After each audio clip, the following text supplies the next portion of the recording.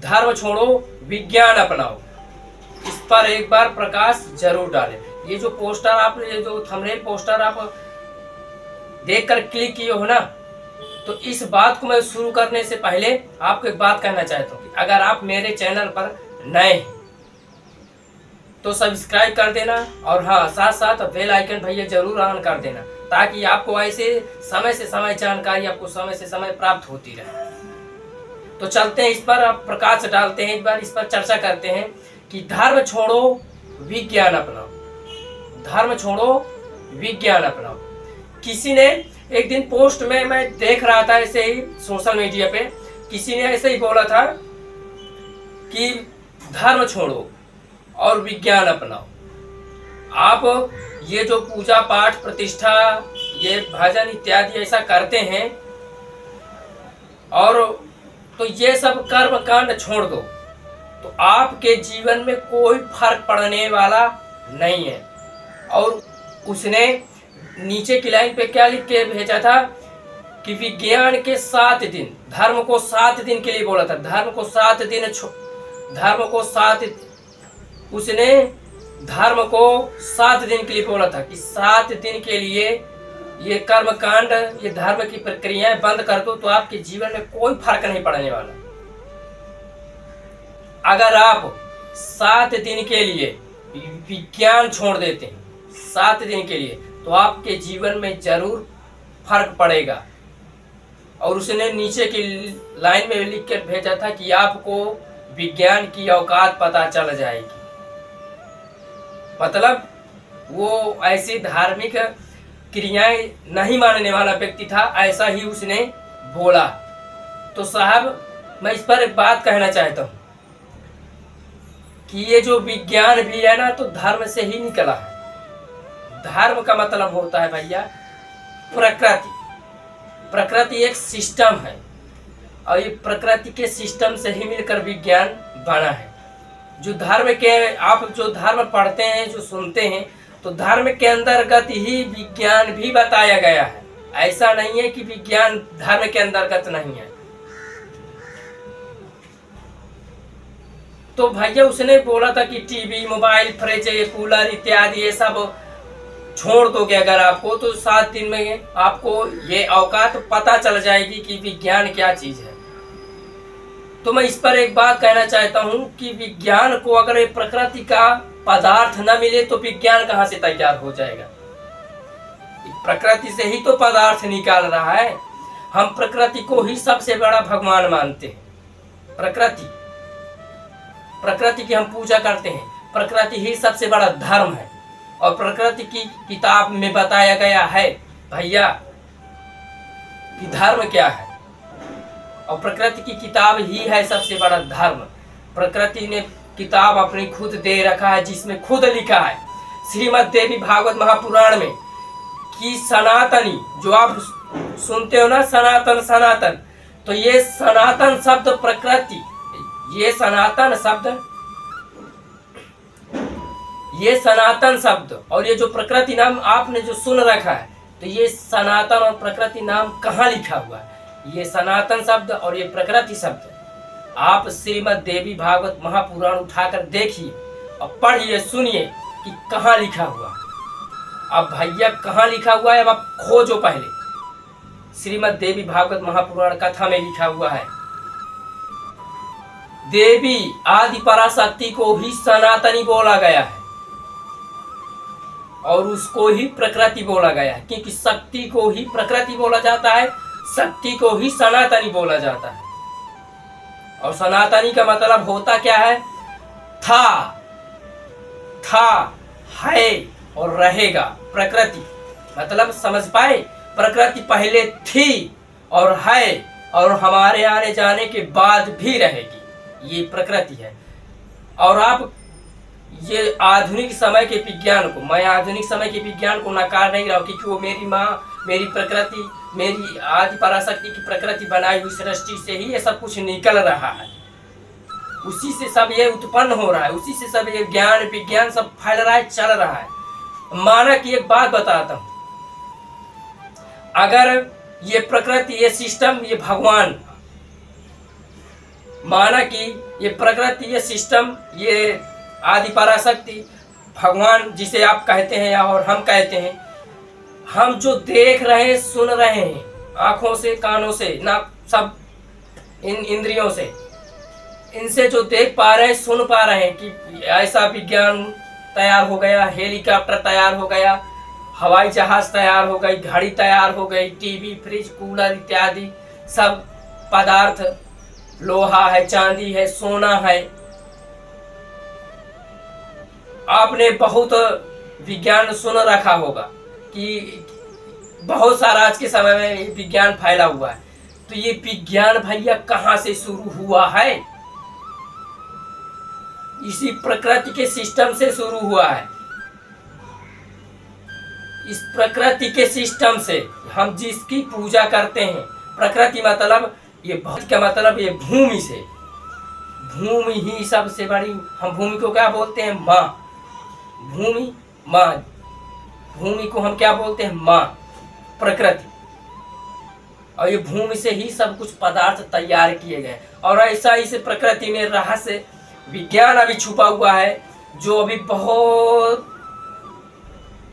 कुछ खोजें हुई ही नहीं है। मतलब आने वाले समय से और आज का समय एक घड़े में बूंद के बराबर अभी विज्ञान शुरू हुआ है। अभी 200 सालों में इतना विज्ञान शुरू हुआ है। अभी कलयुग में जो बताते हैं आयु 4,32,000 वर्ष, और इनमें से 5,000 वर्ष बीत चुके हैं, हमने सुन रखा है। ये वही बात बता रहा हूँ कि 4,32,000 में अभी तो कितने साल, 5,000 वर्ष बीत चुके हैं। तो एक घड़ा में जैसे पानी भरा जाए, एक घड़ा में जैसे जल भरा जाए और फूल भर दिया जाए, उसमें जो एक बूंद होता है, एक बूंद के बराबर अभी विज्ञान नहीं शुरू हुआ है। और ये विज्ञान अभी बहुत आगे जाएगा। ये विज्ञान अभी बहुत कुछ नहीं हुआ है। अब एक बात और इसमें मैं कहना चाहता हूँ आपको कि जैसे अभी जो देख पा रहे हो, सुन पा रहे हो, अब जैसे भगवान, ये प्रकृति, ये आदि पराशक्ति एक नया पदार्थ ऑटोमेटिक कोई मतलब लेकर जमीन पर जैसे रख दे, जमीन पर रख दे, कोई पिंड रख दे, कोई पिंड सा रख दे, तो उसमें आज के वैज्ञानिक एक उसमें तत्व निकालेंगे, पदार्थ निकालेंगे कि इस पदार्थ ये तत्व है, ये पदार्थ है। क्यों? अभी सृष्टि में वो है नहीं है। जैसे उदाहरण के तौर पे समझा रहा हूं, अभी वो सृष्टि पे है नहीं है।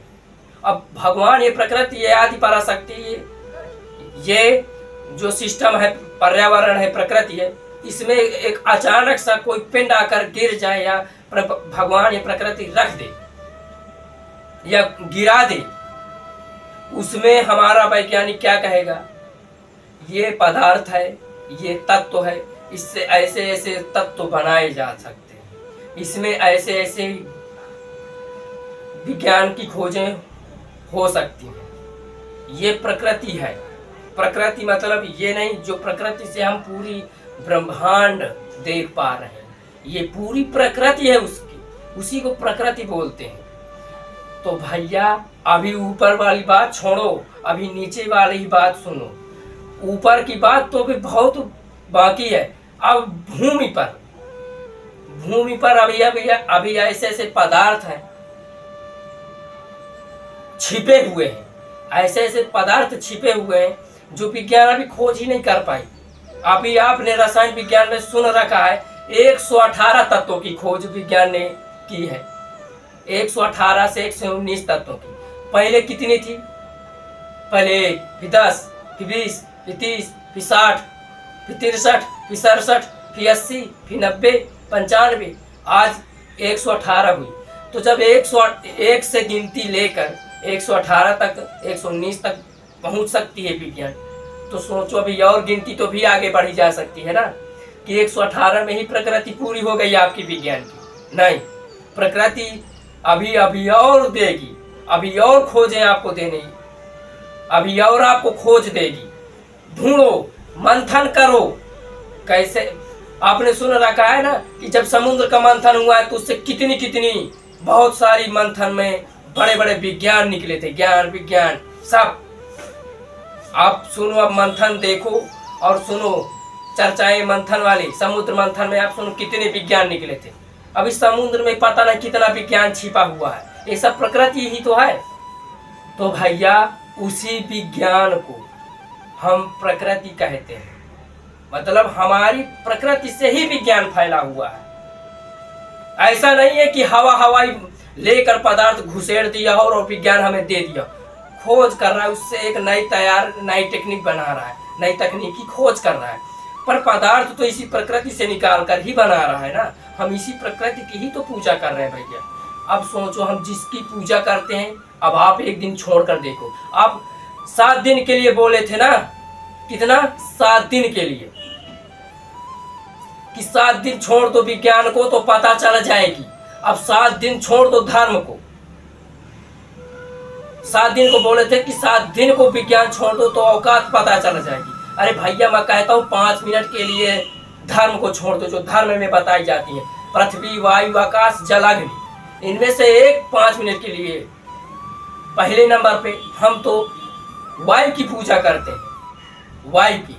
5 मिनट क्या भैया, 2 मिनट के लिए छोड़ दो, 2 मिनट के लिए छोड़ दो। राम नाम सत्य है, मारा मुर्दा मस्त है, ये सुनते हुए नजर आएगा।